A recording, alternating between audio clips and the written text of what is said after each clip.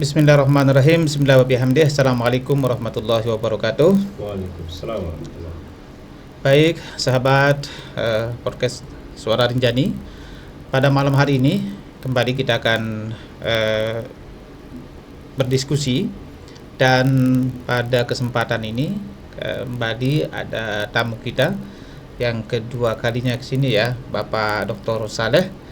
Beliau adalah sebagai pengamat politik dan kebijakan di NTB. Pada malam hari ini kita akan berdiskusi dengan beliau terkait dengan yang lagi viral ini, yaitu ada indikasi ya, atau ada kenaikan pajak bangunan yang dilakukan atau yang terjadi di Lombok Timur. Dan tentunya pada malam hari ini kita akan berdiskusi dengan Bapak Saleh. Selamat malam, Pak. Assalamualaikum warahmatullahi wabarakatuh. Waalaikumsalam warahmatullahi wabarakatuh. Selamat malam. Baik, bagaimana suasananya sekarang ini? Masih Ya, panas? Alhamdulillah, ini cuaca dingin ya. Dingin ya? Kalau secara iklim kita itu dingin sekarang. Dingin ya, tapi dalam hati mungkin ada panas juga. Mungkin politiknya agak panas. Oke. Baik, sahabat podcast Suara Rinjani, tentunya kita seperti yang beredar beberapa hari terakhir ini, Pak Saleh ya. Iya. Ini dikejutkan dengan apa ya? Kayaknya kado Indonesia atau HUT ke-80 ini tiba-tiba di beberapa daerah yang lagi viral ini adalah terjadinya kenaikan pajak bangunan bumi ya bagi masyarakat baik di pedesaan maupun di perkotaan ya. Dan ini mungkin kita melihat pandangan dari Pak Saleh sendiri, ini fenomena apa ini? Apakah ini memang suhunya memang lagi menikmati pajak seluruhan atau bagaimana nih? Coba bisa kita diberikan dulu penyerahan Pak Saleh. Oke, terima kasih. Jadi pemirsa di Suara Rinjani yang saya hormati. Jadi begini, berbicara soal pajak ini ya, ini kan bukan hanya di Lombok Timur. Iya. Ini ada fenomena nasional yang kemudian menjadi menjadi isu yang cukup viral ya di media sosial, bahkan sampai bupati juga minta dilengsarkan oleh rakyatnya gitu ya, karena dia melakukan speak up di media bahwa jangankan 5.000, 50.000 pun saya tidak akan gentar untuk gitu. menaikkan 250. Kalau tidak salah di Bupati Pati ya, gitu. Jawa Tengah. Tapi di satu sisi juga ada bupati yang cukup berani, itu di Sragen misalnya, dia malah mau memberikan diskon malah membebaskan pajak kepada beberapa masyarakat ya, seperti masyarakat miskin, kemudian mantan tentara gitu ya. Nah, ini artinya bahwa ada satu fenomena yang di satu sisi di beberapa daerah itu dia ada situasi untuk menaikkan pajak. Tapi di satu sisi ada daerah juga yang sepertinya ingin memberikan ke publik bahwa ini pajak bisa direm. Nah, artinya apa? Ada fenomena bahwa sesungguhnya pajak PBB ini adalah kewenangan sepenuhnya memang di daerah, sesuai bukan dengan di pusat. Oh gitu. Karena di peraturan pemerintah ya nomor 6 2023 ya tentang pajak dan retribusi daerah, itu disebutkan bahwa memang diberikan kewenangan kepada daerah untuk menentukan itu. Terutama sekali berkaitan dengan NJOP dengan bagaimana membuat proses penilaian terhadap PBB P2 itu. Artinya bahwa daerah itu diberikan kewenangan untuk itu. Nah, tetapi begini, mungkin perlu kita klasifikasi melihat kebijakan yang terjadi hari ini ya. Yang pertama, saya kira perlu kita lihat bagaimana proses itu terjadi, gitu ya. Kebijakan itu muncul, ya. Lalu yang kedua, bagaimana dampak dari kebijakan itu. Lalu yang ketiga, kita perlu melihat secara kalkulasi politik bagi daerah itu seperti apa. Siapa yang diuntungkan, siapa dirugikan. Dalam konteks ini. Baik. Dalam konteks isu ini. Baik. Nah, itu secara umum ya. Artinya bahwa ini memang ada penuh wewenangnya ada di Pemda kan untuk menentukan NJOP dan sebagainya. Kita sedikit atau mengerucut kita ke Kabupaten Lombok Timur ini, Pak Saleh. Ini yang 2-3 hari ini cukup marak juga, apalagi keterangan dari, kalau tidak salah, dari Kabid di Bapenda itu mengatakan bahwa ya sejatinya ini pajak ini naik 1000% ini. Ini bagaimana ini? Dan di Lombok Timur itu sebenarnya sejarahnya kapan sih dimulaikan penentuan kenaikan pajak ini? Mungkin Pak Saleh bisa berikan. Baik, begini.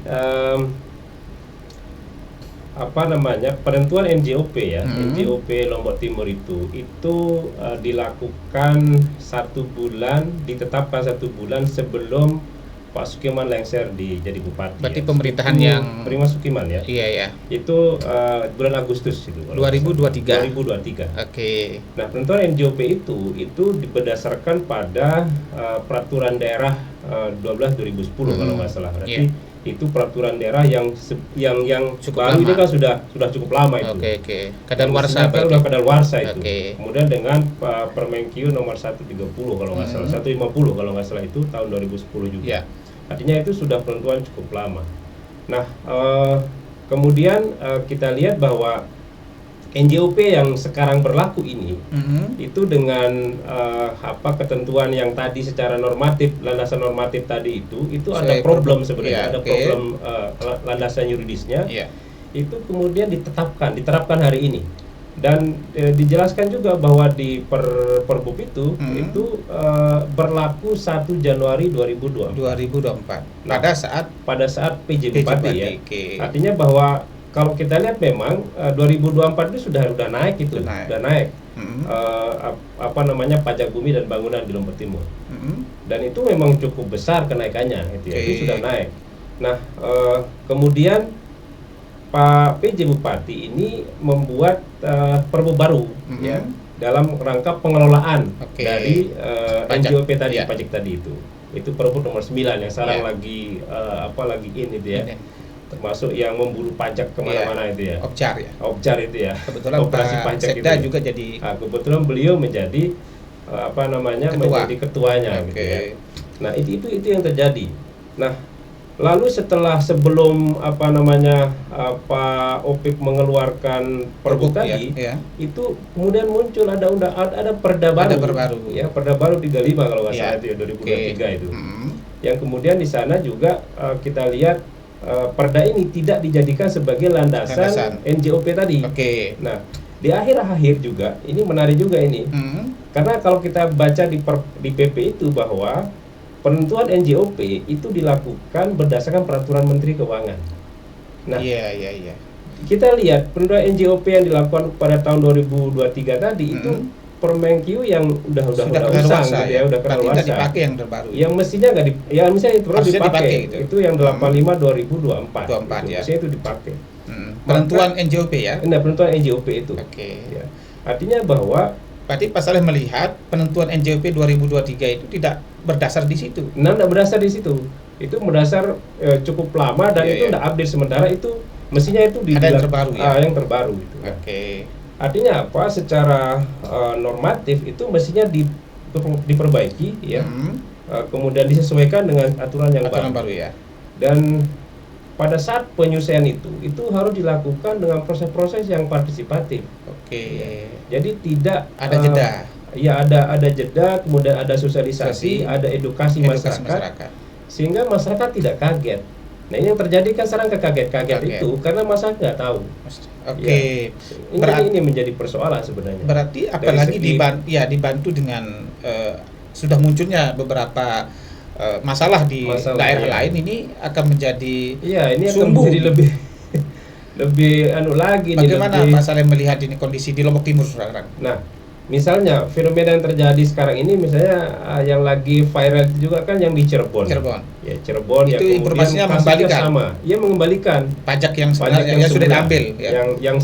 yang semula itu dikembalikan, bukan yang sudah diambil nggak dikembalikan ya, tapi pembayarannya sama seperti sebelumnya. Tapi itu berlaku tahun 2026 menurut mereka. Jadi karena ini kan tahun berjalan ini kan berkaitan dengan APBD. Nggak mungkin juga itu akan berdampak juga pada APBD. Ini kan juga kebijakan 1 tahun. Berarti sudah ada kepala daerah yang sudah ada yang mengembalikan maksudnya tarif pajak sebelumnya. Ya cuman karena nggak bisa dalam tahun berjalan, ya karena itu berkaitan dengan APBD. Berarti ada etikat baik dong pemerintah. Ada etikat baik. Nah, Lombok Timur sekarang. Nah, ini Lombok Timur ini saya lihat begini. Lombok Timur ini kan yang berkomentar banyak soal pajak ini kan, mohon maaf itu kabitnya, lalu kemudian PJ Bupati itu yang banyak ini ya. PJ Bupati sebelumnya maksudnya Pak Sekda sekarang ya. Nah, saya lihat Pak Iron ini tidak begitu banyak spek gitu ya soal itu ya. Kalaupun ada misalnya mau memberikan hanya kepada orang miskin itu ada 50.000, ada 100.000 itu ya. Ada diskon. Ada diskon gitu ya. Hanya itu. Atau Jiron tak berani. Ya mungkin begini, saya lihat begini, Haji Iron ini posisinya kan terkena dampak dari kebijakan yang sebelumnya. Kenapa kami yang terkena dampak? Karena tidak ada satupun kebijakan yang ditandatangani oleh Iron, baik itu perda, perbuk, tidak ada itu. Kecuali mungkin kemarin itu yang terakhir SK operasi tadi itu mungkin ya. Itu mungkin itu yang ini itu. Sehingga mereka Iron rupanya menahan diri. Ya. Karena kalau itu kemudian menjadi ini sama aja dia mau bunuh diri itu Iron kan. Tapi kan dia dibiarkan sendiri nih. Nah inilah menjadi persoalan. Makanya kalau memang ada masalah, dianggap ada masalah, mestinya harus ditahan, segera diselesaikan gitu. Paling tidak harus ada edukasi lagi dulu. Ada edukasi, tapi dibiarkan oleh Haji Iron kan. Nah, ini adalah persoalannya ya. Jadi ini soal komunikasi politik bagi Haji Iron ya. Untuk menahan diri saya kira. Dan secepatnya Haji Iron juga harus, Bupati juga harus speak up ke publik bahwa situasinya bukan seperti yang ini buat pemerintahan Iron gitu ya. Tapi ini seolah-olah ini terjadi sebelum Iron ada gitu ya. Karena 2024 sudah terjadi sebenarnya. Nah, tapi sekarang kemudian Iron kena dampak dari dari kebijakan yang sebelumnya sebenarnya. Tapi kan dia harusnya punya tim dong. Sebagai sebuah pemerintahan yang kolektif kan, artinya melihat kalau ini memang tidak akan menjadi masalah kan, harusnya dia bisa menunda dulu, tapi kan dibiarkan terus. Nah, itulah yang saya lihat, karena begini, Pak Haji Iron ini kan juga punya ambisi kuasa cukup besar untuk bagaimana visi misi beliau itu cepat dilaksanakan. Nah, di satu sisi dia butuh banyak uang untuk untuk mensukseskan visi misinya. Nah, salah satu potensi uang tadi kan dari pajak tadi. Nah, cuma lagi-lagi kalkulasinya tidak diperhitungkan ya. Kalkulasi politiknya tidak diperhitungkan ketika kemudian pajak ini dinaikkan. Karena dalam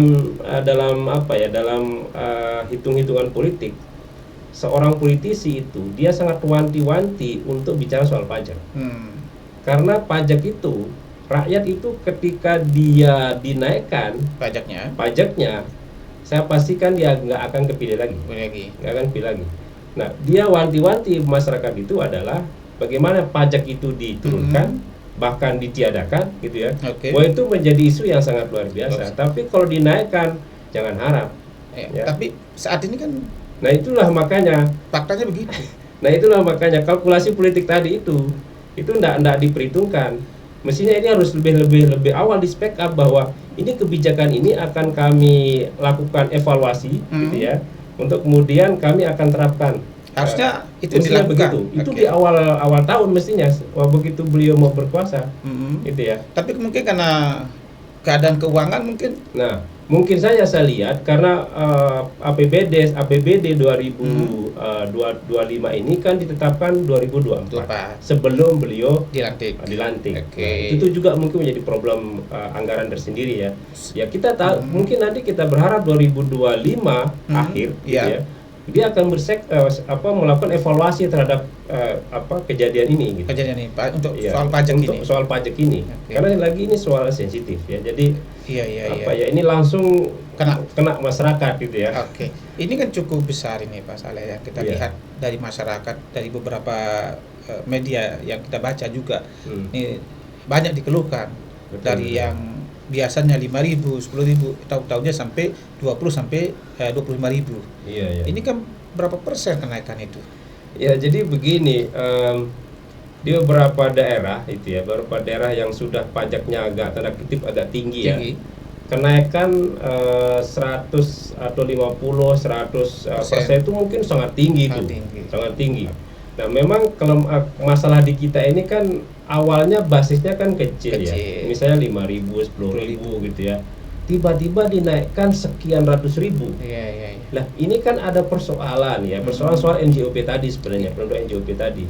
Mestinya NJOP itu disesuaikan ya bisa setahun sekali, 3 tahun sekali gitu ya, sehingga dia disesuaikan dengan situasi masyarakat, disituasikan kemudian dengan melakukan edukasi juga dengan masyarakat, tidak seperti sekarang tiba-tiba gitu ya, dan itu dengan sangat minim sekali sosialisasi, itu persoalan. Berarti menurut Pak Saleh, pemerintah dalam hal ini Lombok Timur tidak punya acuan dong dalam menentukan NJOP itu. Acuan ada ya, ada. Cuman di situ yang kita yang kita harapkan itu adalah bagaimana acuan itu diimplementasikan. Gitu. Itu di situ ada partisipasi publik tidak dalam penentuan itu. Sosialisasi. Iya, sosialisasi tidak. Ada edukasi nggak dengan masyarakat itu? Atau mengundang kepala desa atau intinya seperti itu. Ada upaya-upaya secara persuasif, informatif ya, persuasif itu menyampaikan ke publik bahwa akan ada ini kenaikan segala macam. Atau jangan takut. Nah, ini kan ada soal itu ya. Kenapa itu tidak dilakukan seperti itu? Kalau kita baca misalnya ya katanya itu soal anggaran. Tidak punya anggaran segala macam. Tapi kan bukan hanya pajak dong. Di Lombok Timur banyak sekali. Iya, banyak hal. BAD-nya. Iya. Salah satu mungkin kita bisa melihat dari pengelolaan parkir. Cukup besar juga. Objek wisata juga kalau bisa dimaksimalkan cukup. Iya, betul. Kenapa harus pajak ini didahulukan gitu? Nah, karena memang kalau di daerah itu kan ada 2 sumber pendapatan utama mereka ya, ada pajak dan retribusi. Iya. Kalau pajak ini memang kenapa ini menjadi problem, karena masyarakat tidak langsung merasakan manfaatnya. Itu menjadi soal. Lain kalau retribusi langsung dirasakan. Itu sehingga kadang-kadang itu jarang yang protes itu ya.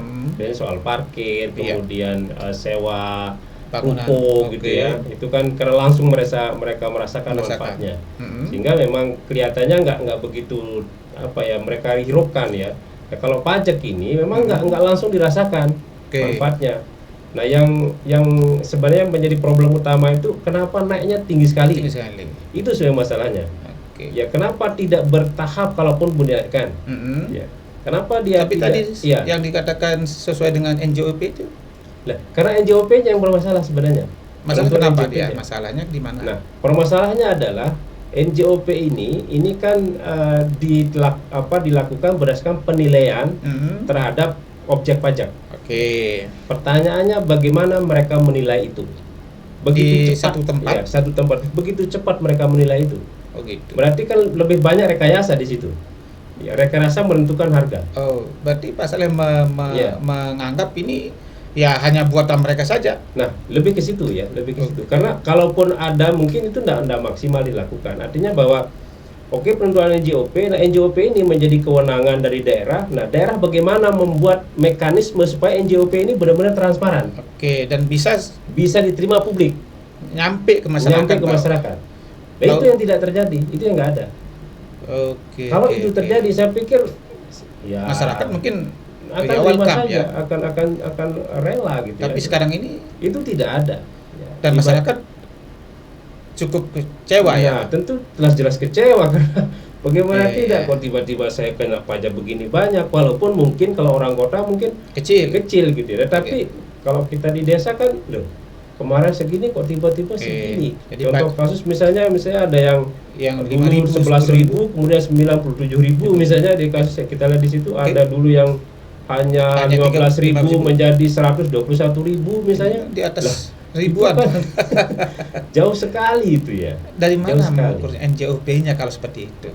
Nah itulah Ini- ada memang rumusnya ada. iya. Ada ini dia sekarang kan udah Tapi ada. untuk menentukan lokasi itu, Nah itu kan mereka punya subak-subak namanya, Oke, ada gitu. subak-subak. Nah memang kalau ketentuannya itu kan NJOP itu dilakukan berdasarkan harga pasar tanah di sekitar Tanah di situ, situ.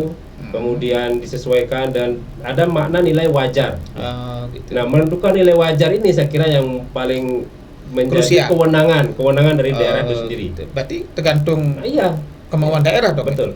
Kewajaran tadi itu, mana kewajaran tadi itu bisa sesuaikan dengan pajak sebelumnya. Umpama Iya, 10.000 misalnya. Bisa wajar nggak menjadi 221.000 misalnya? Oke, bagi Kan itu bagi kan mereka nggak bukan wajar. Itu bagi masyarakat nggak wajar itu. Oke, karena terlalu Tinggi gitu. faktanya sekarang terjadi itu kan. Nah ya itu. Nah, Ya. tentunya ini akan menjadi isu yang cukup menarik kita Betul. bahas di sini, Pak Saleh, terkait dengan riak sekarang masyarakat ini. Apa yang harus dilakukan sebenarnya pemerintah sekarang ini untuk mengembalikan, paling tidak berani enggak sekarang pemerintah Haji Iya. Iron ini? Ya kenapa tidak? Karena begini, dia harus mengevaluasi. Ya.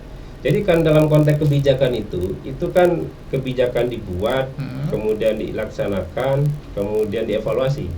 Oke. Jadi kalau setelah dibuat, kemudian dilaksanakan, kemudian terlaksana, lalu kemudian respon masyarakat tidak baik, gitu ya, maka dievaluasi kebijakan itu. Oke. Maka itu harus dievaluasi karena kalau kemudian ingin membuat situasi ya kondusif ya. karena harus dievaluasi. Kalau tidak, ini akan menjadi bumerang gitu ya. bagi Haji Iron.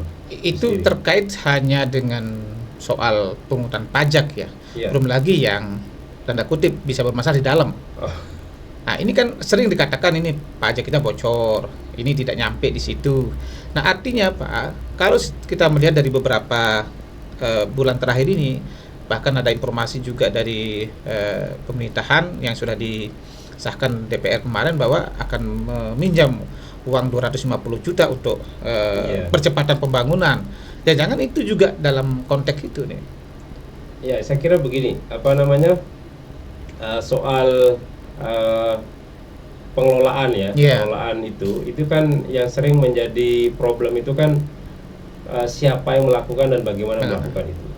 Nah selama ini kan yang menjadi ujung tombak itu kan kalau nggak Kaling ya RT gitu ya, kemudian Kadus ya. Kadus sekarang. Itu kemudian RT itu menjadiannya sekarang. Pion. Nah selama ini mereka itu tidak ada insentif ya, tidak ada insentif, sehingga ya seringkali memang kemungkinan itu ada. Ya, itu sebenarnya ya harus ada ya.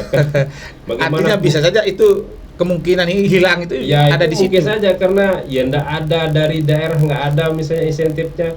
Sementara mereka kan butuh transport untuk kesana kemari, mobilisasi. Nah, gimana itu kalau nggak diberikan insentif gitu ya? Itu juga menjadi problem tersendiri saya kira. Kenapa kalau punya ada yang bocor, bahkan di beberapa lokasi itu ada kadusnya yang tidak menyerahkan gitu ya. Makanya begitu operasi kemarin itu, Objar itu turun, loh ini kan sudah saya bayar, loh kok masih ada tagihan lagi. Berarti itu kan ada sistem yang nggak jalan. Ya. Ya, Makanya menurut saya di samping juga soal tadi mengevaluasi soal tarif tadi, ya tarif NJOP tadi itu, maka penting juga harus mengevaluasi sistem pengelolaannya ya. Pajak ini, bagaimana pajak ini dipungut di masa lalu, seperti apa pengelolaannya, lalu sistem. Mereka juga kemarin kan kelemahannya di sistem basis data yang digunakan. Nah, jadi ini juga nggak konsisten gitu ya. Nah, kalau kemudian dia menggunakan IT, lah IT itu untuk apa? Apakah hanya untuk mencetak saja? Sementara itu IT kan sekarang sudah bisa orang bayar lewat HP gitu ya. Itu seperti apa? Jangan-jangan itu juga belum siap kita. Ya, faktanya sekarang masih manual. Nah, itu masalahnya.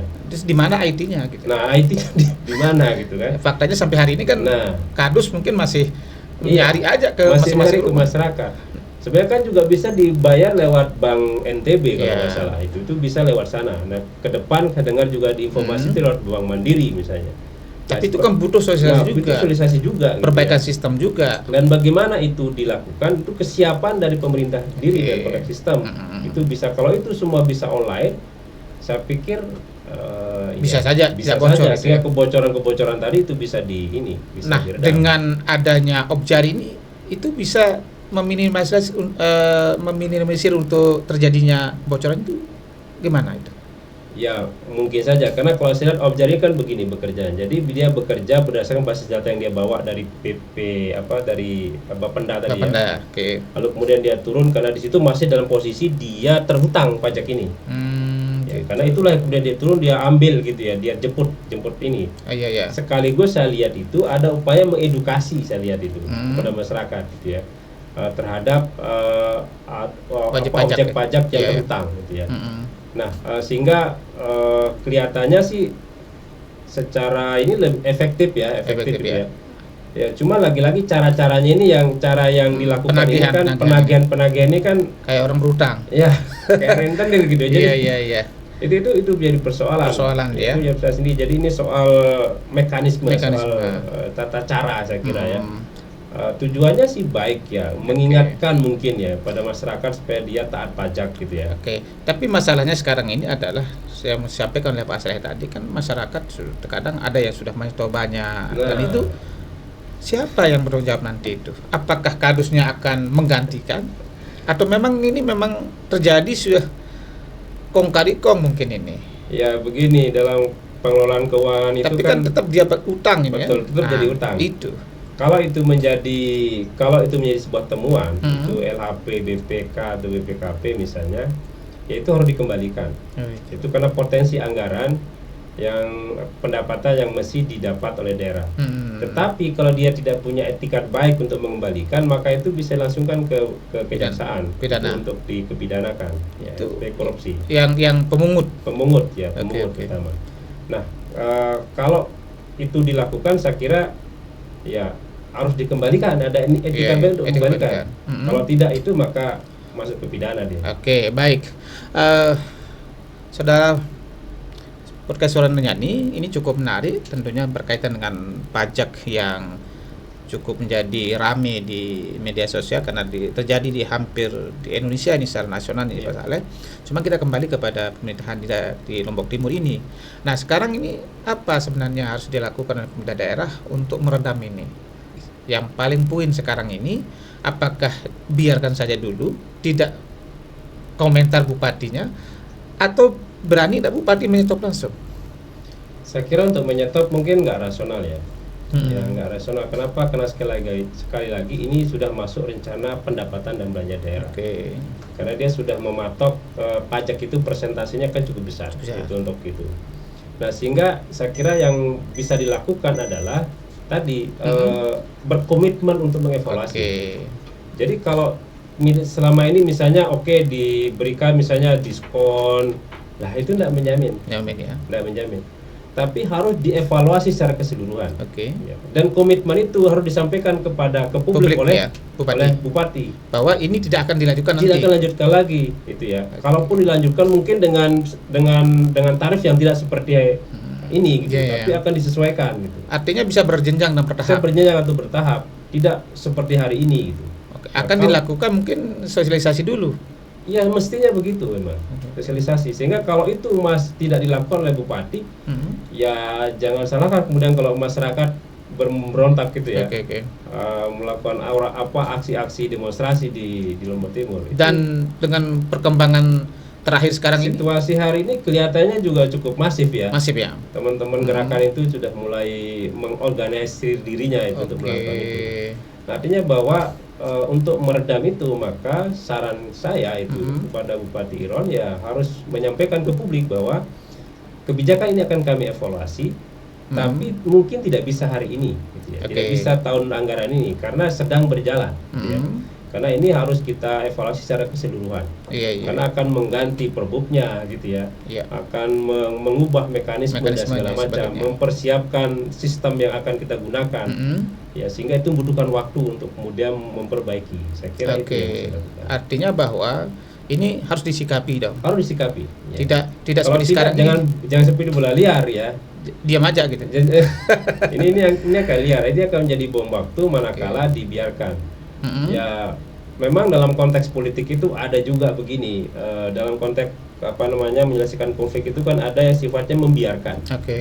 Tetapi kalau makna membiarkan tadi itu kalau masyarakat cepat lupa ya.